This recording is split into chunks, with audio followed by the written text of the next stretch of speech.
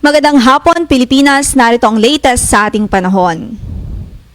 Ganap na low pressure area na po ang dating si Bagyong Auring.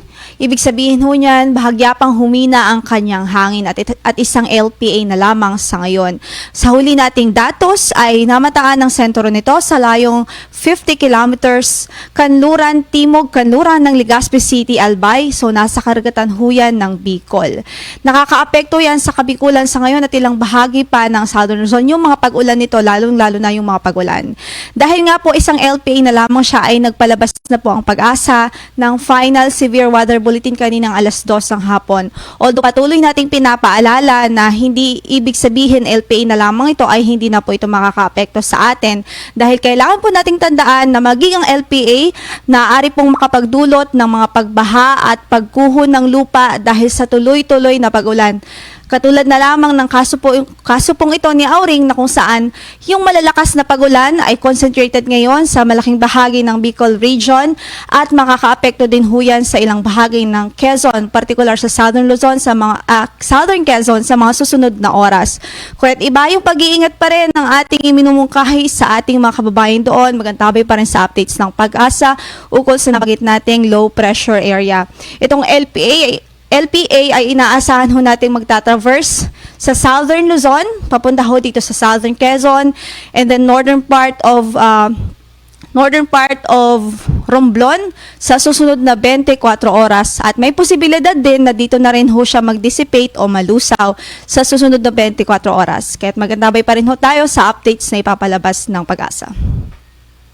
Sa pagtayo ng ating panahon, dahil pa rin sa low pressure area na ito, malakas na mapag-ulan ang inaasahan ngayon sa Kabikulan, kasama na ho ang Quezon Province. Moderate to at times heavy rains. So, ang hazard na sama ho dyan ay ang mga patuloy na pagbuhos ng ulan at nagdudulot ho yan ng mga pagbaha at pagguho ng lupa.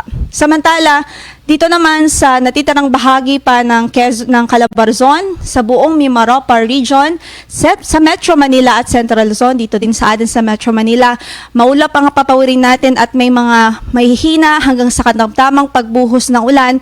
Direktang epekto po yan ng low pressure area na dating si Auring. Samantalang ang amihan naman ng Northeast Monsoon, patuloy pa rin nakaka-apekto ngayon sa Northern Luzon at ito po ay nagdudulot ng mga mahihinang pag-ulan, maulap na papahurin at mga pag-ulan sa Cagayan Valley Region, Cordillera Administrative Region. Samantalang good weather naman sa Ilocos Region for today. Dumako tayo sa Kabisayaan kung saan malaking bahagi ng Visayas improved weather na ho. Maliban na lamang dito sa Northern Samar at Western Visayas kung saan ay inaasahan pa rin natin ang malalakas na pag-ulan na dulot ng low pressure area. The rest of Visayas, good weather na ho tayo sa araw na ito at sa mga susunod pang araw. Maliban na lamang sa mga thunderstorms na most likely ay nag-a-arrive o nararanasan natin sa hapon at gabi. Sa Mindanao naman, good weather ho. Generally, improved weather ang inaasahan sa araw na ito hanggang sa susunod na araw. May mga chance lamang ng mga thunderstorm, lalong-lalo na sa hapon at gabi. But apart from that, walang inaasahang malawakang pag-ulan. At ang mga thunderstorm na ito ay panandalian lamang at very isolated.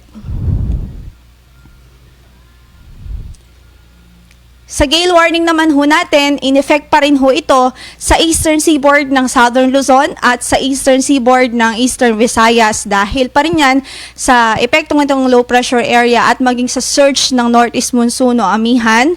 Ibig sabihin, hindi pa rin papayagan ng Coast Guard, hindi pa rin ina-advise na pumalaot ang maliliit na sasakyang pandagat dahil magiging delikado pa rin ho ang sitwasyon doon, maalon hanggang sa napakaalon pa rin ang kondisyon ng ating karagatan.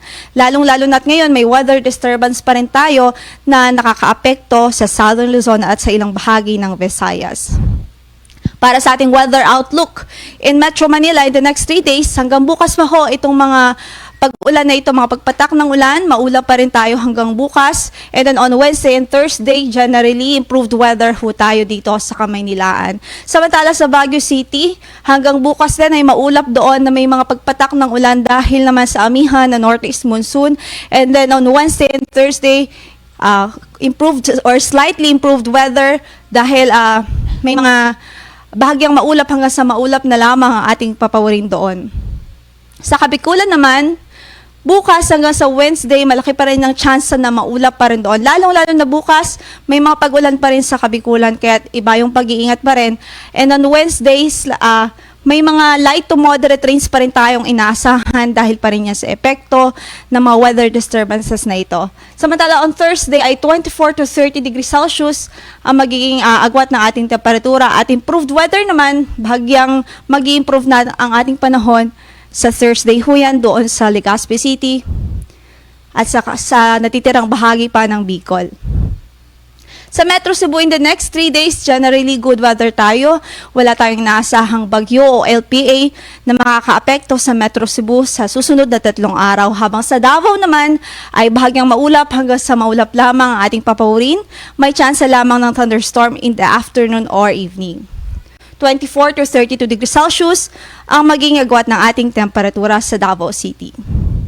Yan ang latest mula dito sa Pag-asa. Magandang hapon po.